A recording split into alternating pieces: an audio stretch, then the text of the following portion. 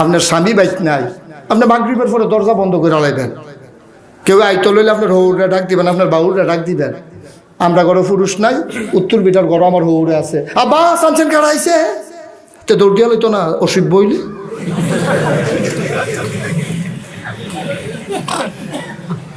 তে অসিব বইলে তো তার ডরে তো দৌড় দিয়া লইব। আম্মা আপনি সুন্দর হন, আমার ঘর সুন্দর হবে, আমার পরিবার সুন্দর হবে, আমার দেশ সুন্দর হবে, আমার এই যুবকেরা সোনার মতো লাগতেছে না। এবার মনে করছে সিটা কেঙ্গে হুজুর হয়েছে,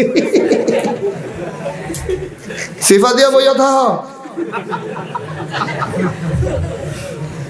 মার হাবা কয় না তো, জোরে কয় না মার খাবা।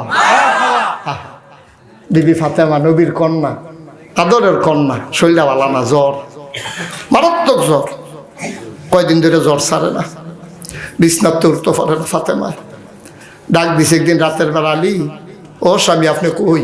সুবহানাল্লাহ কইতেন না? আলিয়ে দৌড় দিয়ে আইছে, ফাতেমা রাত ধরছে, বিবি বিবি গো কেন কান্দো গো বিবি, কেন ডাকো? ফাতেমায় ডাক দেয়া কয়, স্বামী আমার মন্ডায় কেড়ে জানি সাক্ষী দিছে, আমি বোধহয় আর বাঁচব না,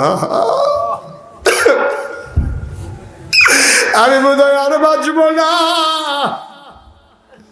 আপনি একটা কাম করেন, আপনি আমারে শোনাইয়া সাক্ষী দেন আপনি আমারে মাফ করছেন নি। আমি বোধহয় আপনার জেদ্দুর খেদমত করা দরকার ছিল, করতে পারি নাই। আমি পারি নাই, আপনার আরো বেশি খেদমত করা দরকার ছিল, আমি ফাতেমা পারি নাই। আমি বোধহয় থাকবো না, আপনি আমারে মাফ কইরা দেন।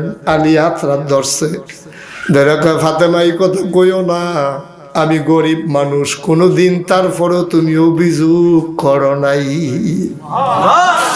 কোনোদিন তোমার একটা নাকের ফুল, একটা নাগানের দুল, কোনোদিন একটা গলার মালা, একটা হাতের বালা, সুন্দর সুন্দর একটা কাপড়, এক মুঠো মজার খাবার দিতে পারি নাই।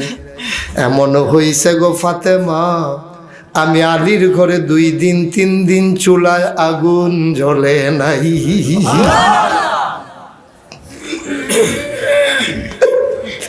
তুমি কোনো অভিযোগ দাও নাই, তোমার ব্যাপারে আমি কি অভিযোগ দেব?